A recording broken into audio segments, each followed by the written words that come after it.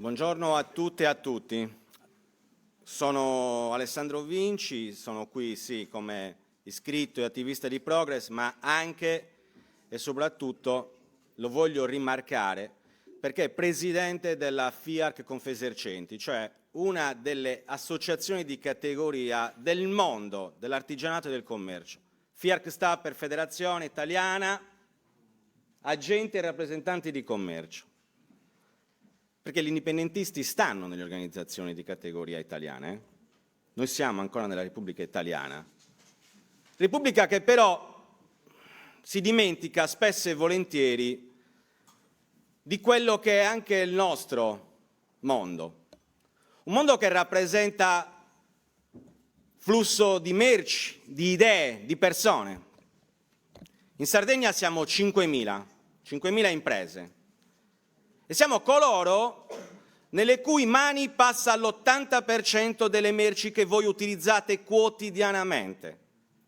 Merci che sono dal più banale pacco di pasta all'energia elettrica e quindi a quella bolletta che poi trasformate come strumento fondamentale per la quotidianità. Merci che in questa terra pare non si possono più produrre ma soprattutto muovere. Quelle merci e quelle idee che qui hanno dei limiti temporali, oltre che dati dalla morfologia di un'idea di sviluppo.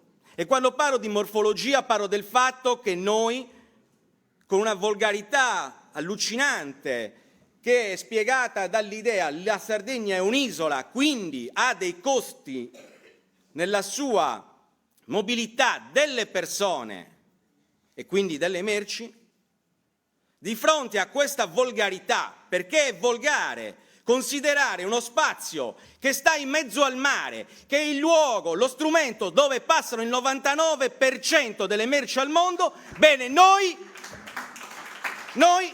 siamo considerati uno spazio in cui lo sviluppo di qualsiasi intrapresa economica deve essere limitato da questa morfologia.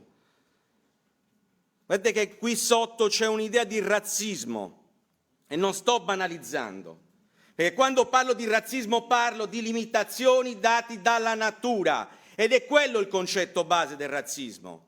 Tu sei più basso, sei bianco, sei nero, sei inferiore a me. Tu sei un'isola, sei inferiore a me. E allora di fronte a questa concezione che è antieconomica, io vi chiedo qua oggi, non solo come militante indipendentista, l'idea di un'autodeterminazione vera. Non è possibile che noi abbiamo difficoltà quotidiane a inviare le nostre merci nell'altra colonia, nell'altra isola più grande, cioè in Sicilia. Non è possibile che se io devo spedire qualsiasi prodotto, da quello dell'artigianato artistico a quello alla ricotta che viene prodotta al mio paese, io devo passare per le forche caudine delle piattaforme logistiche del centro e nord Italia, anzi del nord Italia. Non so se voi conoscete, ma è questione legata al mio lavoro, tutte le merci nella Repubblica Italiana passano per l'Interporto di Bologna, da nord in su.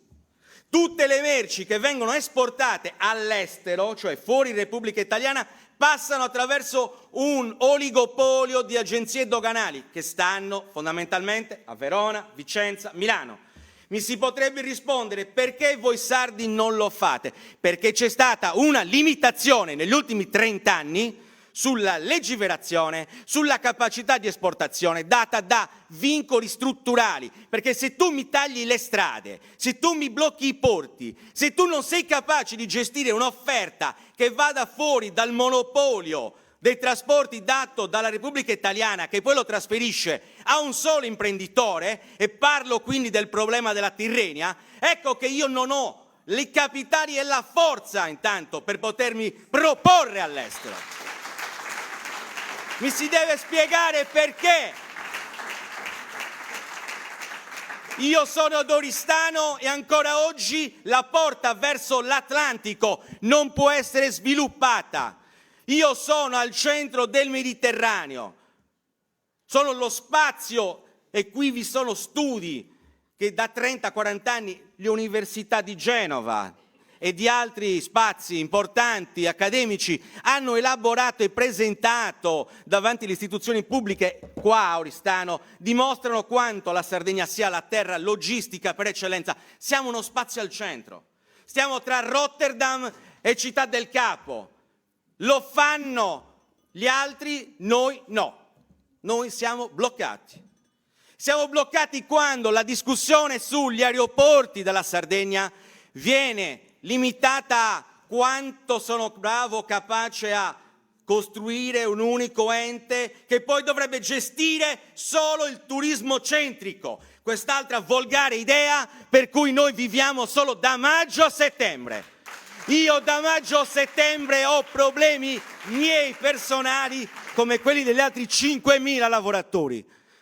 Se faccio un ordine, uno qualsiasi, se vendo da qui o vendo e l'azienda deve inviare qua, prima di tutto c'è il turista, prima di tutto la nave carica solo i turisti, non abbiamo la possibilità di importare merci che servono anche ai turisti, non solo a voi cittadini di questa terra. Cioè abbiamo una limitazione strutturale per cui lo sviluppo è bloccato. Questo si chiama concorrenza sleale e qua il libero mercato non c'è più. Mi si deve spiegare dov'è lo sviluppo allora?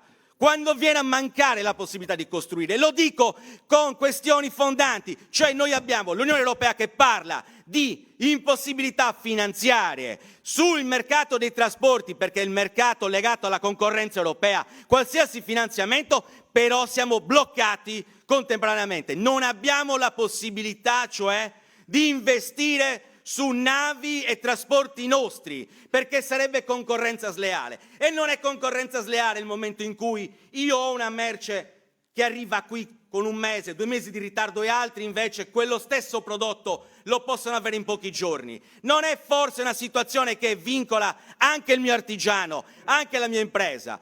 Vi ringrazio, aspetto molto dall'autodeterminazione di cui si parlava all'inizio e aspetto che l'autodeterminazione siano progetti economici che nascono qua, con una visione qua. Grazie. Grazie.